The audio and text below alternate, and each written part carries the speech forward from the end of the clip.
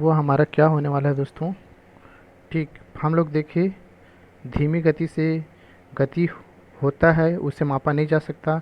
दूसरा हम लोग देखें बहुस्तरीय मिश्रित होता है। और तीसरा देखें केवल परिणाम, तो जैसे ही आप लोग को केवल दिखे तो उसको आप लोग काट देना। ठीक है, तो ये आंसर नहीं है ना, चौथा नहीं है। इसका आंसर होगा हम लोग को दोस्तों, आंसर दो, बहुस्तरीय और मिश्रित होता है। बाल्यावस्था की जो अवधि होता है दोस्तों, बहुस्तरीय और मिश्रित होता है। तो पहला का आंसर जो है हमारा दो हो गया। ठीक, चलो हम लोग आगे बढ़ते हैं। ठीक, आप लोग पढ़ते जाना।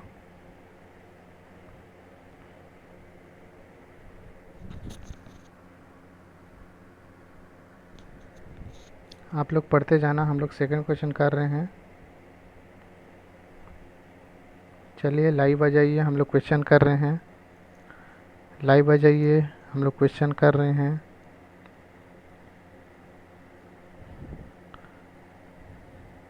तो चलो हम मैं करता हूँ। ठीक है, तो हमारा दूसरा क्वेश्चन है, निकटस्थ निकटस्थ विकास का क्षेत्र क्या है। देखो, निकटस्थ बोल रहे हैं तो पहला देखो, बच्चों के वर्तमान स्तर पर स्वतंत्र प्रदर्शन। और वयस्क क्या बोल रहा है यहाँ, वयस्क अधिक कौशल वाले समकक्षियों की सहायता से बच्चे द्वारा उपार्जित किए जाने वाले प्रदर्शन के मध्य का क्षेत्र। ठीक, देखो इसमें क्या बोला है, निकटस्थ से बोल रहे हैं ना, तो इसको हम लोग अच्छे से समझना है। यहाँ देखो एक बार हम लोग ऊपर को देखते हैं, निकटस्थ विकास है ना, निकटतम विकास क्या है ऐसा। ठीक, क्या बोल रहा है, अगर आप लोग को हिंदी में समझ नहीं आए तो इधर इंग्लिश में देख लेना। जैसे जोन ऑफ प्रोक्सिमल डेवलपमेंट, तो आप लोग जेड जेड पी डी आप लोग पढ़े ही होंगे है ना, तो वही है। तो जेड पी डी विकास क्या है बोल रहा है ना। तो यहाँ ऑप्शन ए है हमारा, ऑप्शन ए, बच्चों के वर्तमान स्तर पर स्वतंत्र प्रदर्शन और वयस्क व अधिक कौशल वाले समकक्षों की सहायता से बच्चे द्वारा उपार्जित किए गए जाने वाले प्रदर्शन के मध्य क्षेत्र। क्या यह है दोस्तों। आप लोग अगर वाई ओ सी क्यू पढ़े होंगे तो इसका आंसर आप लोग को मिल जाएगा। ऑप्शन दो देख लेते हैं, विभिन्न प्रकार के कार्य जो अपनी आयु के अनुसार बच्चे को करने चाहिए परंतु वह नहीं कर सकती, तो ये आंसर है क्या। ऑप्शन थ्री देखते हैं, वह प्रक्रिया, ऑप्शन थ्री देखो आप लोग, वह प्रक्रिया जिसमें बच्चे में विविध समझ वाले दो व्यक्ति समान समझ पर पहुँचे, तो ये कहाँ का है दोस्तों, ये तो गलत है बिल्कुल। चौथा देखो, वह प्रक्रिया जिसमें बच्चे समाज के वयस्क सदस्यों द्वारा निर्धारित विधि से कार्य करते हैं। ठीक, आप लोग बताओ, एक जने हैं लाइव, चलो आप बताओ जी। चलो मैं बता देता हूँ। ठीक है, देखो आप लोग को एक ट्रिक बता रहा हूँ ऐसे क्वेश्चन करने के लिए, मेरे गार्ड मान के रख लो। जैसे आप लोग का कोई क्वेश्चन समझ नहीं आया दोस्तों, ठीक, कोई क्वेश्चन और ऑप्शन आप लोग को समझ नहीं आ रहा है, तब क्या करना आप लोग, तब देखो बड़ा क्वेश्चन देखना कि क्वेश्चन में हम लोग को बड़ा ऑप्शन क्या है, तो इसको आप लोग देखोगे, ये जो जो ऑप्शन है ये सबसे बड़ा है दोस्तों, तो हमारा आंसर सीधा सीधा इसी को ले लेना है। अगर चारों ऑप्शन में आप लोग समझ नहीं आ रहा है आपका, ठीक, अगर चारों ऑप्शन में आप लोग को आंसर समझ नहीं आ रहा है तो क्या करना आप लोग, जो बड़ा जो ऑप्शन रहे ना वही ले लेना है और वही आंसर है। ठीक, तो हमारा आंसर यही है दोस्तों। ठीक, एक बार मैं Z P D zone of proximal development और निकटस्थ विकास को हम लोग यहाँ समझा देता हूँ। ठीक है, तो देखो निकटस्थ विकास क्या होता है मैं यहाँ समझा देता हूँ, आप लोग अच्छे समझना। जोन ऑफ प्रोक्सिमल डेवलपमेंट यहाँ दिया गया है, इसको छोटा कर लेते हैं हम लोग। देखो यहाँ जोन ऑफ प्रोक्सिमल डेवलपमेंट, ठीक, दोनों क्वेश्चन यहाँ। तो देखो जोन ऑफ प्रोक्सिमल डेवलपमेंट होता है दोस्तों, मैं यहाँ देखो यहाँ हम लोग देख, मैं गोल बना रहा हूँ, ठीक, और यहाँ देखो, ये ऐसे समझो, अगर ये हम लोग हैं, ठीक, और इधर हम लोग टीचर है, ठीक, क्लास, हम लोग अभी सी टेट का एग्ज़ाम दिला रहे हैं, सी टेट का एग्ज़ाम, सी टेट का एग्ज़ाम दिला रहे हैं दोस्तों, और हमारा लक्ष्य, हमारा देखो पास होने का क्राइटेरिया कितना है, कैटेगरी में है 82, कि, कितना 82 कैटेगरी में, ठीक, और हम लोग जो पढ़ रहे हैं हम खुद सेल्फ स्टडी कर रहे हैं, और हमारा क्षमता है दोस्तों 75 नंबर पा रहे हैं हम खुद से पढ़ के, ठीक है, पढ़ के खुद से कितना पा रहे हैं 75, ठीक, और जो अगर हम लोग कोचिंग जाते हैं या यूट्यूब से कहीं से सहारा लेते हैं ये हम लोग हैं, ये स्टूडेंट है समझो, और ये टीचर। अगर टीचर का हेल्प ले रहे हैं तो टीचर जो है हमारा हमको कितना 90 नंबर का पढ़ा रहा है, कितना दोस्तों 90।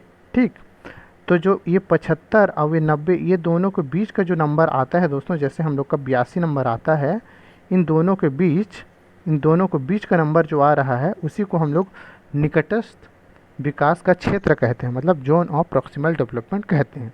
ठीक समझे, मतलब कि एक बच्चा जो है अपनी क्षमता से जितना कर पाता है और किसी दूसरे की क्षमता का उपयोग करके करता है किसी कार्य को, तो हमारी क्षमता और किसी की सहायता से करा गया कार्य, उन दोनों की हेल्प लेता है और बीच का जो रिजल्ट आता है ना, उसी को हम लोग जोन ऑफ प्रॉक्सिमल डेवलपमेंट कहते हैं। ठीक, तो ये आप लोग को समझ आ चुका होगा। चलिए हम लोग नेक्स्ट क्वेश्चन करते हैं। ठीक, आप लोग को क्वेश्चन करना है आप लोग को, और क्वेश्चन करते करते जो है ऑप्शन बताना है, ठीक है, कमेंट करना है, तभी आपका सीट 8 जो है अच्छे नंबर से 25 प्लस नंबर से सीडीपी आराम से आएगा। और 25 प्लस नंबर लाने का तरीका, बेस्ट तरीका प्रीवियस ईयर क्वेश्चन करना रहता है, उसको समझना। चलो हम क्वेश्चन तीसरा देख लेते हैं। जीन पियाजे के, यहाँ देखो, जीन पियाजे के अनुसार बच्चे अमूर्त संक्रियात्मक अवस्था में रहते हैं। चलो बताओ दोस्तों, अमूर्त संक्रियात्मक अवस्था में कब रहते हैं? तो ऑप्शन ए हमारा परिकल्पित निगनात्मक तर्क और प्रतिज्ञप्ति चिंतन करने में समर्थ। देखो दोस्तों, आप लोग को समझ में नहीं आ रहा होगा तो मैं बताऊंगा ट्रिक कि हम लोग कैसे क्वेश्चन को सॉल्व कर सकते हैं। ठीक है, आप देखते जाओ। दूसरा है केंद्रीकरण और अनुक्रमणीय सोच से आबद्ध। ठीक, और तीसरा है संरक्षण, वर्गीकरण व श्रेणीबद्धता करने में सक्षम नहीं। आप लोग को क्वेश्चन नहीं समझ आ रहा है फिर भी आप लोग देखो, तभी आप लोग को एक्चुअल क्वेश्चन आप कैसे आता है सीटेट में पता चलेगा। ठीक है, चौथा ऑप्शन है प्रतीकात्मक और सांकेतिक खेलों में भाग लेना प्रारंभ करते हैं। देखो यहाँ बच्चे अमूर्त बोल रहे हैं, क्या दोस्तों? अमूर्त। जब भी अमूर्त हो गया है ना, जीन पियाजे 4 स्टेज दिए, चार दिए हैं, तो जो चौथा स्टेज है ना अमूर्त, चौथा स्टेज जो होता है अमूर्त जो है, इसमें बच्चा जो है क्या कर लेता है दोस्तों? तो यहाँ जो चौथा स्थिति रहता है ना, तो वह निगनात्मक तर्क करने में और चिंतन करने में सक्षम हो जाता है, समर्थ हो जाता है। तो इसका आंसर हम लोग का क्या होगा दोस्तों? तो इसका आंसर हमारा ए होगा, है ना, ऑप्शन 1। ठीक, आप लोग क्या बता रहे हो देख लेते हैं। आप लोग में से कोई ऑप्शन, कोई कमेंट नहीं कर रहे हो दोस्तों? कमेंट करके बताओ आंसर क्या होगा ऐसे।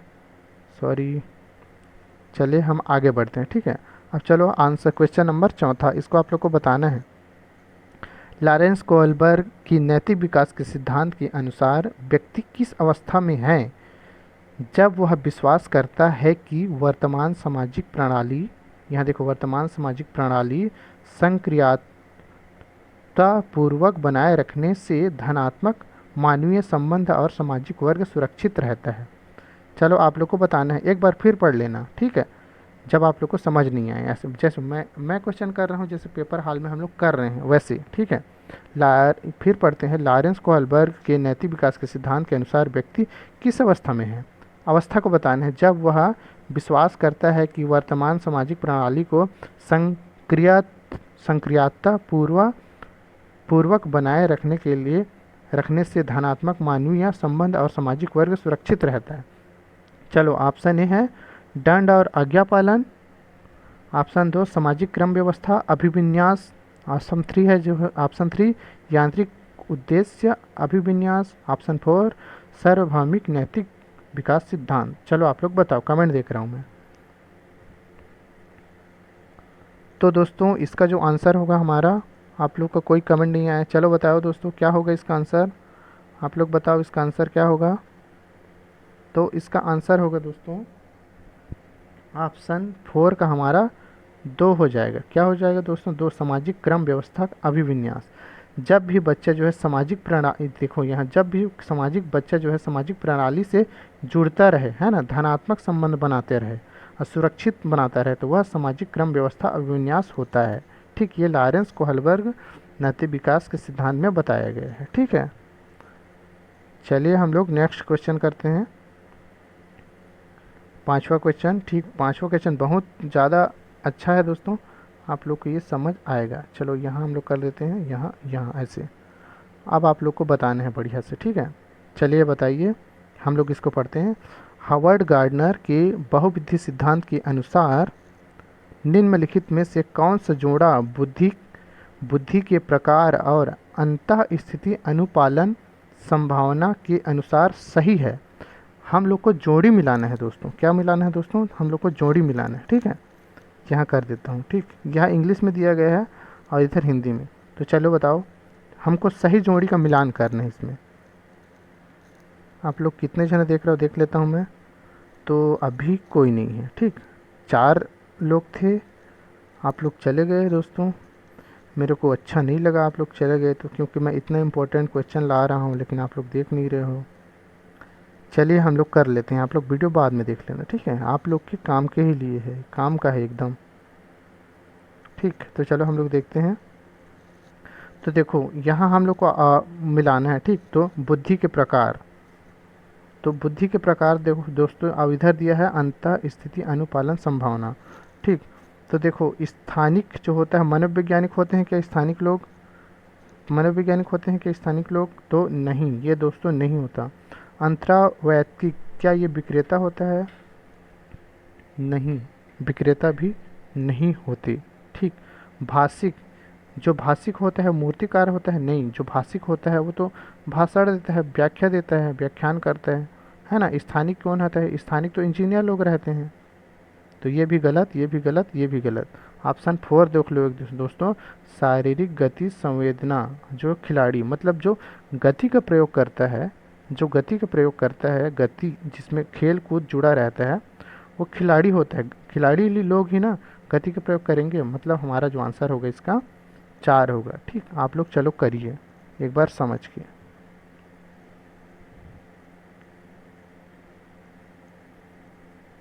तो ये हमारा 5वां क्वेश्चन रहा। अब हमको 6वां क्वेश्चन बना लेना है। देखो दोस्तों, लाइव आ जाओ और क्वेश्चन मेरे साथ करो कमेंट बॉक्स में।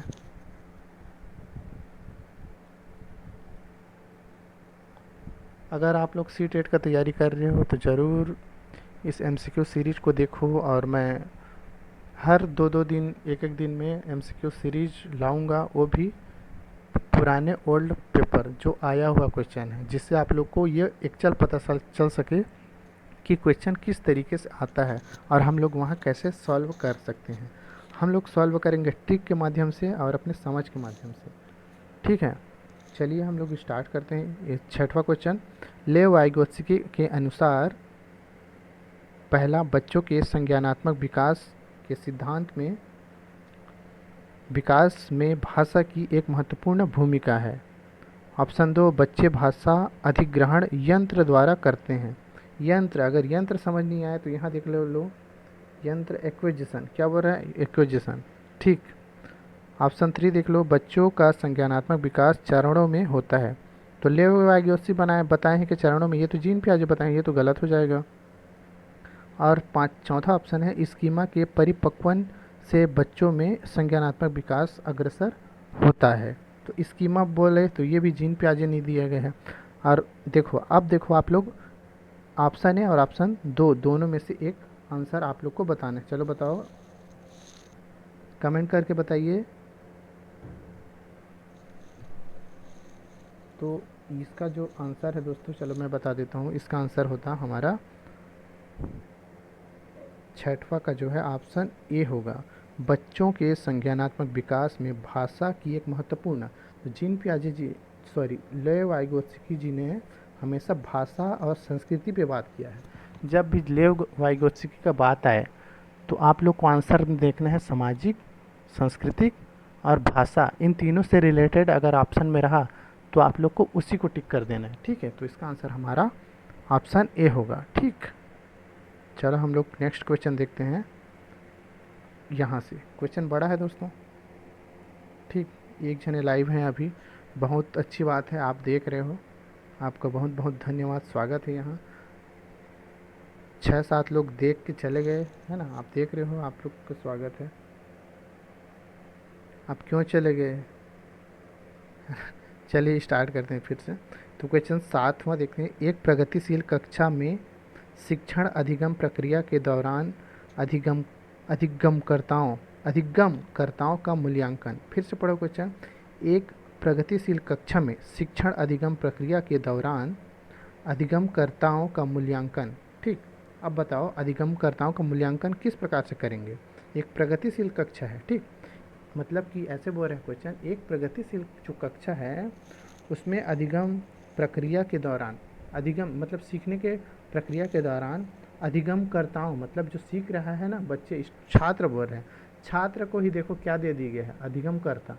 तो आप लोग अगर हिंदी नहीं आता हो तो कैसे समझोगे, छात्रों को ही अधिगमकर्ता बोल रहे हैं। ठीक, सीख रहे हैं इसीलिए उनको अधिगमकर्ताओं का मूल्यांकन, उनका परीक्षा के बारे में हम लोग को बताना है।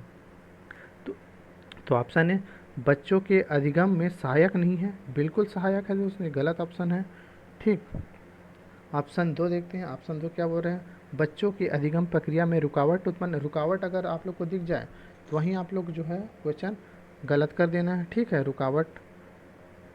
ऑप्शन 3 अभिभावकों को प्रतिपुष्टि देने के प्रयोजन से बेहद सफल, कम सफल व असफल विद्यार्थियों को पहचानने। अगर बच्चों के विकास को अगर बांटने की बात आए दोस्तों, बांटने मतलब नेगेटिव बात है, मतलब ये है हमारा गलत आंसर। ठीक, चलो हम लोग देख लेते हैं चौथा ऑप्शन। चौथा ऑप्शन में हम लोग का क्या है, चौथा ऑप्शन क्या बोल रहा है दोस्तों, देखो एक बार, बेहद महत्वपूर्ण है क्योंकि यह बच्चों की समझ की जानकारी देता है और अध्यापकों को अपने शिक्षा शास्त्र पर विचारने में सहायक। मतलब जो है ये क्वेश्चन जो है हमारा पॉजिटिव है दोस्तों, और यही हमारा आंसर, देखो यही आंसर हमारा सही है। ठीक, एक ट्रिक फिर से बताना चाहूँगा, अगर आप लोग को ऑप्शन में समझ नहीं आ रहा होगा तो हमेशा ये ट्रिक आजमाना। अगर आप लोग को कुछ भी समझ नहीं आ रहा होगा ना, तो जो क्वेश्चन बड़ा होगा दोस्तों, जो जो ऑप्शन जो बड़ा होगा हमारा, वही आपका आंसर होगा। ये आप लोग गांठ बांध के रखो। अगर आप लोग को 4 ऑप्शन नहीं आ रहा है, और ये सिर्फ पेडागोजी के लिए, ठीक है, पेडागोजी में अगर आप लोग का क्वेश्चन समझ नहीं आ रहा है तो जो बड़ा क्वेश्चन रहे उसी को आप लोग को टिक कर देना है। ठीक है, ज़्यादातर ये क्वेश्चन 90% ये सही रहता है। ठीक, ये तो बनाने का ट्रिक है, इसलिए मैं बोलता हूँ दोस्तों PPY को मेरे साथ करो, आप लोग को समझ आए कि हम लोग का जो क्वेश्चन कर रहे हैं कैसे, किस प्रकार हम लोग क्वेश्चन कर रहे हैं। ठीक है, आप लोग का प्रीवियस ईयर क्वेश्चन करने का यही तो एक तरीका है आप लोग को सिंपल तरीके से पास होने के लिए। चलिए हम लोग फिर से देख लेते हैं।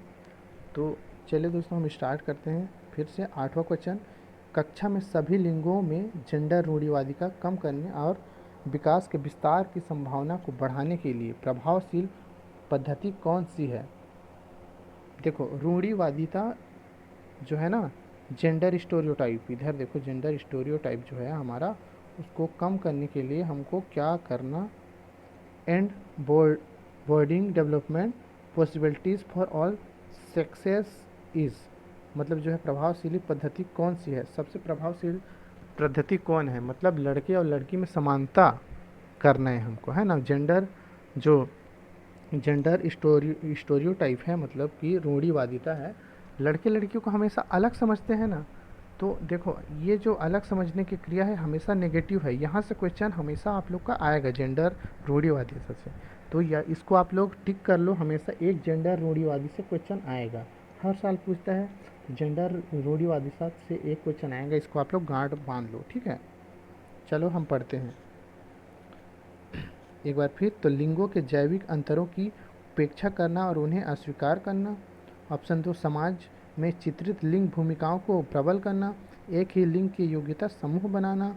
ऑप्शन 4 जो है क्रियाकलापों के लिए मिश्रित लिंग समूह बनाना और विचार विमर्श को प्रोत्साहित करना।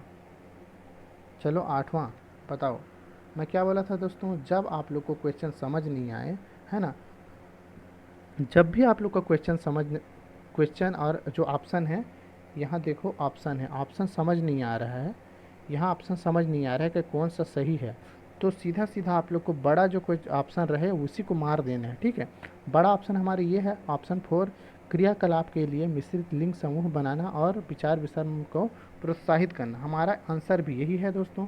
ठीक है, हमारा ये आंसर भी यही है कि कक्षा में सभी लिंगों में जेंडर रूढ़िवादिता को कम करने और विकास के विस्तार को संभावना को बढ़ाने के लिए हम लोग को जो है क्रियाकलाप के लिए मिश्रित लिंग का समूह बनाना है, और मतलब सब लिंग को, लड़का लड़की सबको मिश्रित करके पढ़ाना है, ठीक। कोई किसी में रूढ़िवादिता हम लोग को लाना ही नहीं है। तो विचार विमर्श को हम लोग को प्रोत्साहित करना है, ठीक। इसका आंसर आप लोग को पता चला। बार बार कहता हूँ, अगर आप लोग को क्वेश्चन का जो ऑप्शन समझ नहीं आ रहा होगा तो जो बड़ा रहेगा ना, बड़ा दिखने में बड़ा, दिखने में बड़ा है, उस आंसर को लेना, क्योंकि ये 90 से 100% यही क्वेश्चन सही रहता है, ठीक। ये ट्रिक है दोस्तों, तभी आप लोग का 25 नंबर प्लस आएगा। मैंने लाया है 3 बार C-टेट में, तो मैं बोल सकता हूँ इसके लिए, ठीक। क्योंकि समझ पे आधारित क्वेश्चन आपका लगभग आप लोग का जो 15 नंबर का जो रहेगा ना CDP, वो खाली समझ के आधारित रहेगा, और 15 जो रहेगा नंबर वो आप लोग का पेडागोजी थ्योरी से, मनोविज्ञान सिद्धांत वगैरह से रहेगा, ठीक। चलो 9वां क्वेश्चन देख लेते हैं। अध्यापकों को कक्षा में बहुभाषिता को खाली स्थान समझना चाहिए। तो यहाँ जोड़ना है आपको तीनों में से, ठीक। तो बहुभाषिता को क्या समझना चाहिए? एक गुण और साधन। तो ये सही है क्या? लग तो रहा है सही। दूसरा देखते हैं, रुकावट। अगर रुकावट बोले दोस्तों ऐसा, तो ये गलत है, नेगेटिव मतलब ये आंसर गलत है। एक समस्या नहीं मानना है, रुकावट नहीं मानना है। एक व्यवस्थागत मुद्दा भी हम लोग को नहीं मानना है। तो 9वां का जो आंसर होगा दोस्तों हमारा, ये सिंपल था, एक गुण और साधन हम लोग को मानना है हमेशा, ठीक। अरे यार, एक गुण और साधन मानना है हम लोग को बहुभाषिता। अगर बहुभाषिता हमारा आता है, हमेशा उसको एक साधन के रूप में मानना है आपको, ठीक। तो इसका आंसर हमारा 1 होगा। चलो हम क्वेश्चन नंबर 10 देख लेते हैं, ठीक है। क्वेश्चन नंबर 10 देख लेते हैं, क्या बोल रहा है, आप लोग को मेरे साथ करना है, ठीक है। कमेंट करके बताना दोस्तों इसका आंसर क्या होगा। बाल केंद्रित कक्षा वह है जिसमें, चलो बताओ। पहला ऑप्शन, अध्यापक केवल पाठ्य पुस्तकों को ज्ञान के स्रोत के लिए उपयोग करता है। बाल केंद्रित कक्षा क्या है दोस्तों, बताओ। चलो, अध्यापक केवल, देखो यहाँ केवल आ गया, मतलब इसका आंसर गलत है, सीधा नहीं बनाना इसको। दूसरा, अध्यापक बच्चों को उनकी क्षमता के आधार पर वर्गीकृत नहीं करना है दोस्तों, ठीक है। 10वां का आंसर ये भी गलत होगा। तीसरा, बच्चों के व्यवहार को निर्देशित करने के लिए अध्यापक पुरस्कार और दंड का प्रयोग नहीं करना है।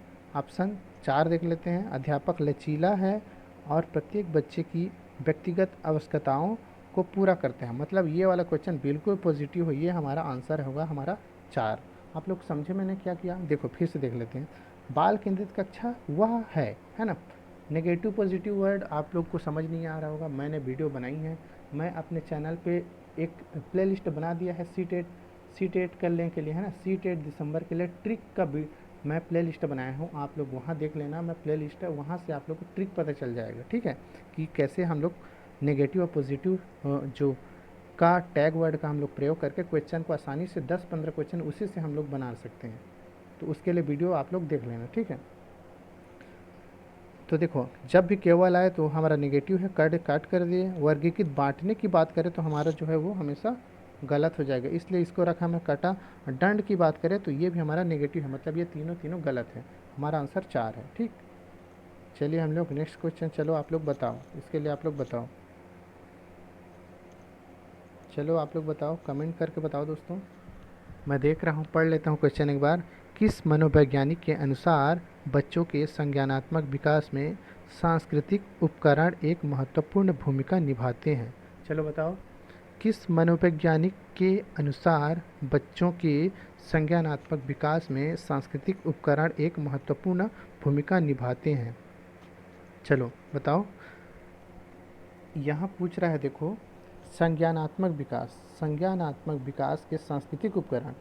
हमेशा जब भी हमारा सांस्कृतिक बात चले, है ना, संस्कृति की बात चले, मैं एक तो चीज़ लिंक बता दे रहा हूँ। जब भी हमारा संस्कृति बात चले, भाषा का बात हो, है ना, भाषा का बात हो, या जो है संस्कृति, भाषा, या सामाजिक का बात हो, है ना, सामाजिक, अगर इन तीनों का जो अगर बात होता है तो इसका आंसर आप लोग को सीधा लेव वाइगोत्स्की लेना है दोस्तों। क्योंकि लेव वाइगोत्स्की के जो सिद्धांत पढ़ोगे आप लोग तो उनके सिद्धांत में सांस्कृतिक का, सामाजिक का और भाषा, इन तीनों का आप लोग का गुण बताता है, ठीक।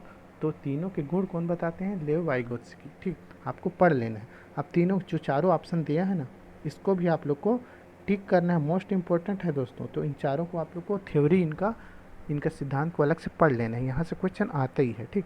ज़्यादातर जीन पियाजे और वाइगोत्स्की से अभी जो करंट में 2-3 साल ज़्यादा 4 से 5 क्वेश्चन हर सीडीपी में ले वाइगोत्स्की और जीन पियाजे से सीडीपी में पूछ रहा है, ठीक है, याद रखना इसको।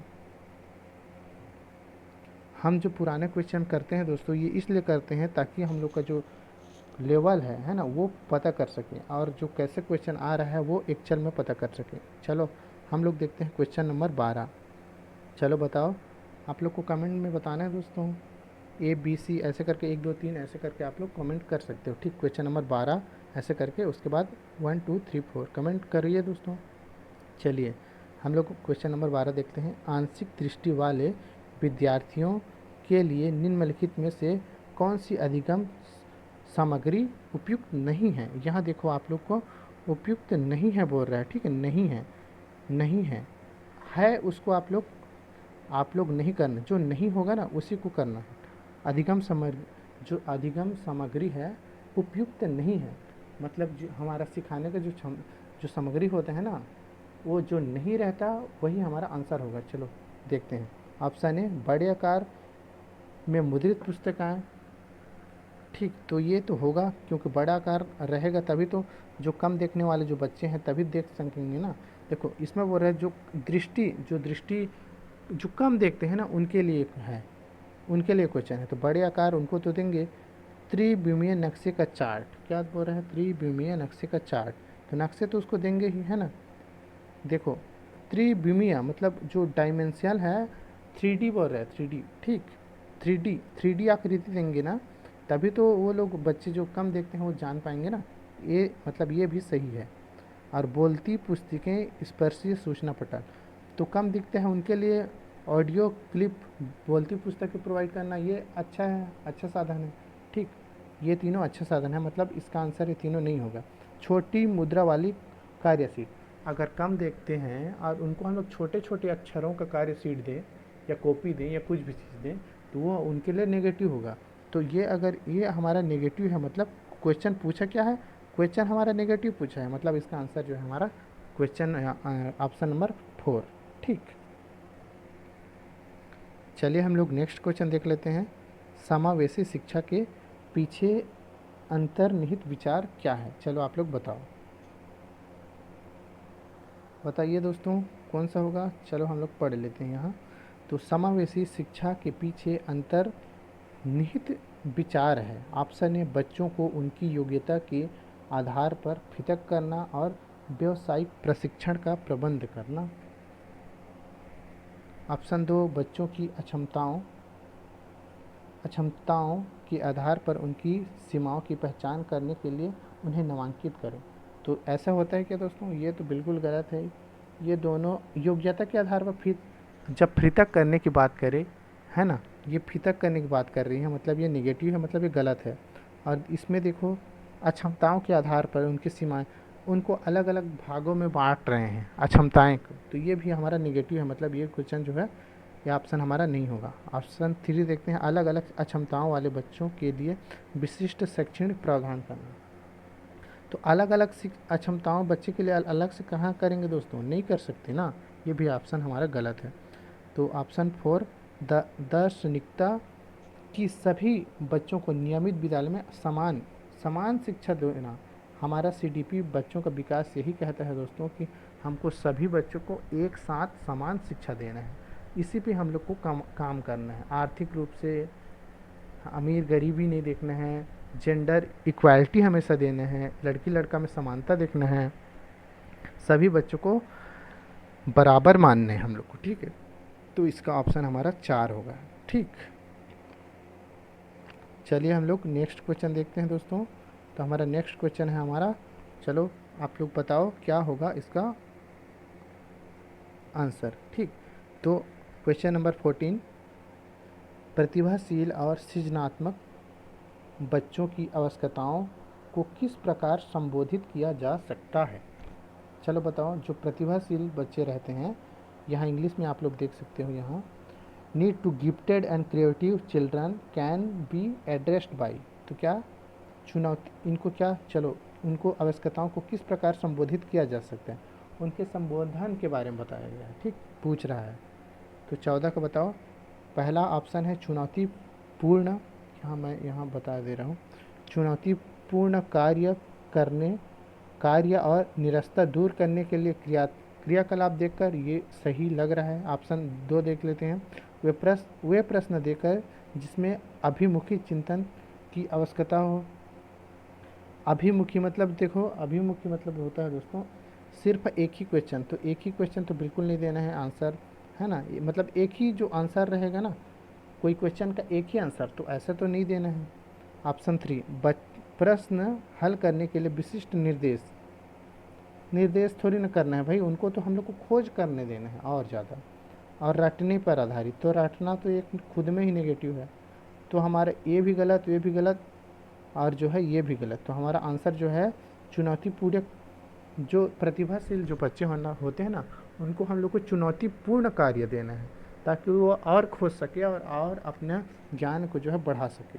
ठीक, और क्रिएटिव जो रहते हैं ना बच्चे, उनको देना सिंपल तरीका मज़ा नहीं आएगा, तो हमेशा उनको चुनौतीपूर्ण कार्य देना है। ठीक, तो इसका आंसर हमारा ऑप्शन ए, प्रतिभाशील और सृजनात्मक बच्चों की आवश्यकता के लिए हम लोग को क्या करना है, चुनौतीपूर्ण कार्य और निरस्ता दूर करने के लिए उनको क्रियाकलाप देकर, ठीक, उनको और क्रियाकलाप देकर। ठीक, चलिए चलिए, तो आज का जो है हम लोग का जो 15वां नंबर क्वेश्चन है, ठीक, यह हमारा लास्ट क्वेश्चन हो सकता है।